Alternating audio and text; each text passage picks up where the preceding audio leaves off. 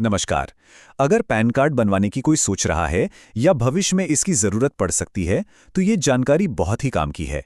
जी हाँ, pan card apply करने के नियमों में एक बहुत बड़ा बदलाव होने जा रहा है और इसे जानना सबके लिए बेहद जरूरी है। सबसे पहले इस तारीख पर गौर कीजिए, 1 अप्रैल 2026।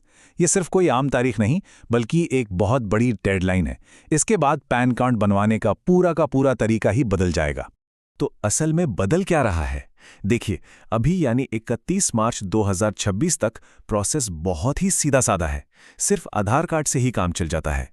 लेकिन 1 अप्रैल 2026 से कहानी बदल जाएगी। आधार के साथ साथ कई और डॉक्यूमेंट्स भी जमा करने पड़ेंगे। चलिए, अब जरा और गहराई से समझते हैं कि इस डेडलाइन के बाद प्रक्रिया में क्या-क्या बदलेगा और ये पहले से ज्यादा मुश्किल क्यों होने वाली है।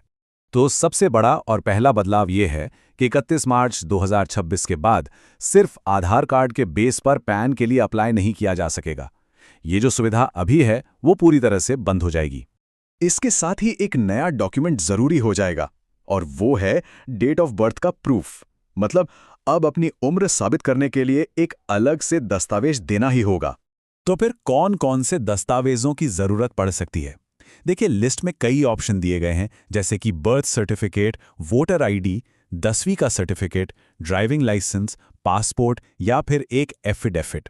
इनमें से कोई भी एक डॉक्यूमेंट देना जरूरी होगा। और बात सिर्फ डॉक्यूमेंट्स की नहीं है। इस बदलाव के साथ ही नए एप्लीकेशन फॉर्म भी आ जाएंगे और जो पुराने फॉर्म हैं वो किसी काम के नहीं रहेंगे। मतलब पूरा प्रोसेस ही नया हो जाएगा।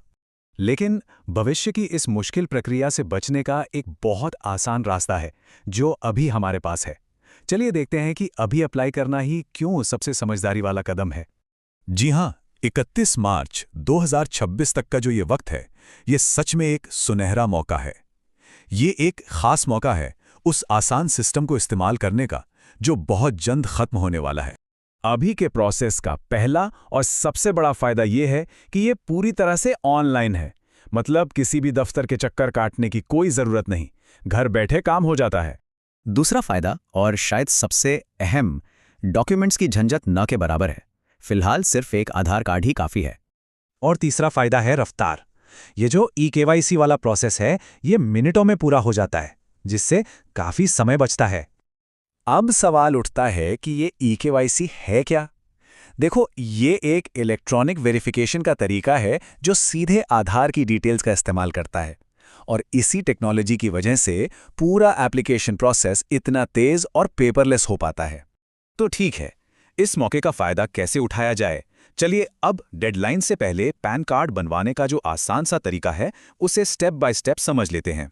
प्रोसेस काफी सीधा है। सबसे पहले पैन कार्ड की जो ऑफिशियल सर्विस प्रोवाइडर वेबसाइट है, प्रोटियन, वहां जाकर फॉर्म 49A को चुनना है। फिर अपना नाम, ईमेल और मोबाइल नंबर डालकर रजिस्टर करें। इससे एक टोकन नंबर मिल जाएगा। फॉर्म भरते वक्त ई-केवाईसी का ऑप्शन चुनना है और लगभग 107 रुपए की फीस ऑनलाइन पे करनी है। बस आखिरी स्टेप, आधार से लिंक हुए मोबाइल पर एक OTP आएगा, उसे डालकर वेरीफाई करना है और काम हो गया। अच्छा, सब कुछ जानने के बाद एक बहुत ही जरूरी सुरक्षा चेतावनी पर भी ध्यान देना होगा। तो क्या इस ऑनलाइन प्रोसेस में कोई खतरा भी है? हाँ, बिल्कुल है। और इसे लेकर सरकार ने खुद एक वार्निंग जारी की है। सरकार ने साफ साफ चेतावनी दी है कि ई-पैन डाउनलोड करने के नाम पर फर्जी ईमेल्स और मैसेज भेजे जा रहे हैं। तो याद रखिए, किसी भी अनजान लिंक, कॉल या मैसेज पर अपनी कोई भी पर्सनल या बैंक की जानकारी शेयर नहीं करनी है। अपनी सुरक्षा अपने हाथ में है। तो सारी बात का निचोड़ क्या है, एक नज़र में देखते हैं। 31 मार्च 2026 से पहले प्रोसेस आसान है। सिर्फ आधार कार्ड, कोई और डॉक्यूमेंट नहीं, और काम मिनटों में पूरा। लेकिन इसके बाद आधार के साथ जन्म का प्रूफ और दूसरे कई डॉक्यूमेंट्स चाहिए होंगे, और जाहिर है प्रोसेस में वक्त भी ज़्यादा लगेगा। तो सवाल बिल्कुल सीधा है, आज की आसान प्रक्रिया का फ़ायदा उठाना है या फिर कल की मुश्किल वाली प्रक्रिया का इंतज़ार करना है? फैसला बिल्कुल साफ है। अगर किसी को पैन कार्ड की ज़रूरत है तो इंतज़ार करने का कोई मतलब नहीं, अभी अप्लाई करना ही सबसे बेहतर रहेगा।